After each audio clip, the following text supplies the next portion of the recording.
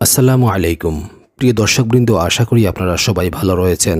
আজকে এই ভিডিওতে আমি দেখাবো আপনাদেরকে সিলেট জেলার বিয়ানীবাজার উপজেলার ২ নম্বর চারখাই ইউনিয়নের জালালনগর গুছা এবং সৈয়দ খুতবা এলাকাটি গ্রামটি। দর্শকবৃন্দ, আমি এখন বর্তমানে সৈয়দ খুতবা এবং গুছা গ্রামের গেটটি অতিক্রম করে গ্রামের মধ্যে প্রবেশ করেছি। প্রবেশে মুহূর্তে চোখে পড়বে আরসিসি ঢালাইকৃত রাস্তা। খুবই সুন্দর মসৃণ একটি রাস্তা, অন্তত ৩০০ ফিটের মতো হবে এই রাস্তা। প্রাথমিক দিকে প্রথম পর্যায়ে রাস্তার মুখে অর্থাৎ সিলেট ১২ গ্রাম মেইন রোডের পাশেই পড়েছে এই গুছা এবং সৈয়দ খুতবা গ্রামটি। তো গ্রামের পরিবেশ, গ্রামের রাস্তাঘাট খুবই সুন্দর লাগছে। এখন আমি যে রাস্তা দিয়ে যাচ্ছি এই রাস্তাটি একটু ইটসলিংয়ের রাস্তা এবং বন্যার কারণে ইটসলিংয়ের নিচের যে বালি রয়েছে এই বালিটুকু উঠে গিয়ে ইটসলিংটা মানে ইটগুলো উঠে গিয়েছে, যার কারণে যাতায়াত করা একটু কষ্টকর হচ্ছে। দর্শকবৃন্দ, অত্র এলাকার যে সমস্ত ভাই এবং বোনেরা রয়েছেন প্রবাসী জীবনে, বিভিন্ন দেশে রয়েছেন, ইউরোপ, আমেরিকা, মধ্যপ্রাচ্যের বিভিন্ন দেশে রয়েছেন, উনাদের দেখার জন্য ভিডিওটি আপনারা লাইক, কমেন্ট এবং শেয়ার করবেন, যেন উনারা দেখতে পারেন প্রবাস জীবন থেকে বসে নিজ এলাকাটি। তাই আপনারা ভিডিওটি শেয়ার করলে ওনারা পাবেন। আর উনাদের দীর্ঘদিনের প্রত্যাশা যে নিজের এলাকা দেখার জন্য, সেই প্রত্যাশাটুকু পূরণ করার জন্য আমি এদিকে এসেছি একটি ভিডিও করার জন্য।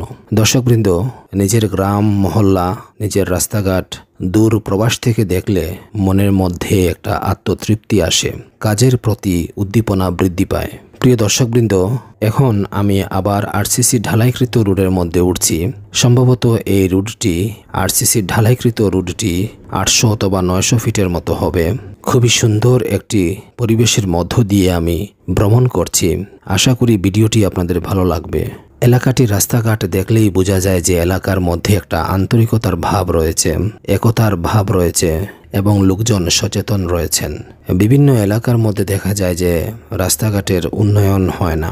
তো আপনার এলাকার উন্নয়নের জন্য, আপনার রাস্তা পরিবেশ উন্নয়নের জন্য আপনি স্থানীয় প্রশাসন, ইউনিয়ন পরিষদের সাথে এবং উপজেলা পরিষদের সাথে সমন্বিতভাবে কাজ করলে ইনশাআল্লাহ আপনার এলাকার রাস্তাঘাট আরও উন্নত হবে। যেহেতু আমাদের এই ২ নম্বর চারখাই ইউনিয়ন হচ্ছে বন্যাপ্রবণ এলাকা, প্রতি বছর এখানে বন্যায় আক্রান্ত হয়। বিশেষ করে মানুষের চলাচলের জন্য যে গ্রাম্য রাস্তা রয়েছে, এই রাস্তাটি প্রতি বছর বিভিন্ন এলাকায় প্লাবিত হয়ে রাস্তার মাটি সরে গিয়ে, রাস্তার কার্পেটিং ভেঙে, রাস্তার যে ইটসলিং রয়েছে তা উঠে গিয়ে মানুষের চলাচলের অনুপযোগী হয়ে পড়ে।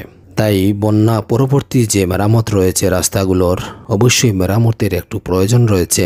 তাই আমি স্থানীয় প্রশাসন, ইউনিয়ন পরিষদের চেয়ারম্যান মহোদয়কে বলবো, ইনশাআল্লাহ আপনি বন্যা পরবর্তী প্রত্যেকটা এলাকায় মনিটরিং করে যে সমস্ত রাস্তার অবস্থা ক্রিটিক্যাল এবং যে সমস্ত রাস্তা অনুপযোগী চলার জন্য, যে সমস্ত জায়গায় দেখা যায় গর্তের সৃষ্টি হয়েছে, যানবাহন নিয়ে চলাচল করতে সমস্যা হয়, কষ্ট হয় লোকজনের, ওই স্থানটুকু মেরামত করে দিবেন।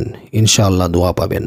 যেহেতু স্থানীয় প্রশাসন এবং সংসদ সদস্যবৃন্দ, উপজেলা পরিষদের চেয়ারম্যানবৃন্দ জনগণের ভোটের মাধ্যমে নির্বাচিত হন, সেহেতু এলাকার উন্নয়ন করলে আগামী টার্মে এই সমস্ত এলাকার জনগণ আপনাকে সাপোর্ট করবে ইনশাআল্লাহ।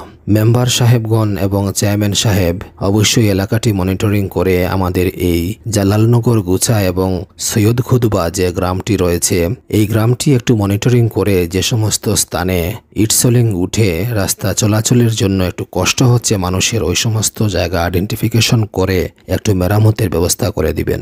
দর্শকবৃন্দ, আমি জালালনগর গুছা এবং সৈয়দ খুতবার যে সমস্ত ভাই এবং বোনেরা প্রবাসী জীবনে রয়েছেন, ওনারা অবশ্যই আমার এই ভিডিওটির মাধ্যমে ওনাদের গ্রামের রাস্তাটি দেখতে পাচ্ছেন।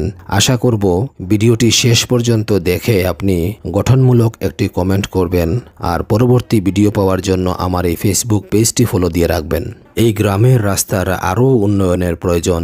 এখনও ইটসলিংয়ের রাস্তা রয়েছে, তাই আরও ৩০০-৪০০ ফিট জায়গা যদি আরসিসি ঢালাই করা যায় এবছর, তাহলে জনগণের আরও যাতায়াতের সুবিধা হবে। কারণ বন্যার কারণে এই রাস্তার অবস্থা খুবই খারাপ হয়েছে ২০২৪ সালের জুলাই মাসের বন্যায়।